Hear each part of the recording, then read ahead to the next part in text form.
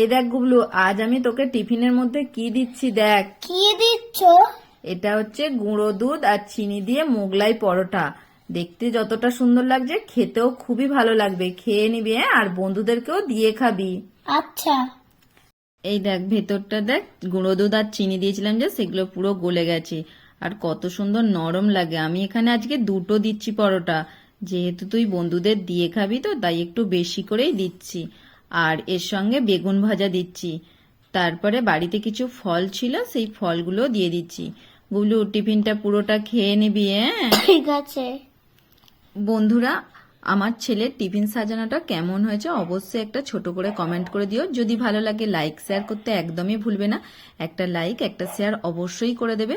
এ দেখো আমি কলাগুলো ছোট ছোট করে কেটে দিচ্ছি, যেহেতু ছোট ছেলে তো তাই খেতে অসুবিধা হবে, তাই আমি ছোট ছোট করে কেটে দিয়েছি। আর 1 বোতল জল দিয়ে দিলাম, ব্যাস রেডি।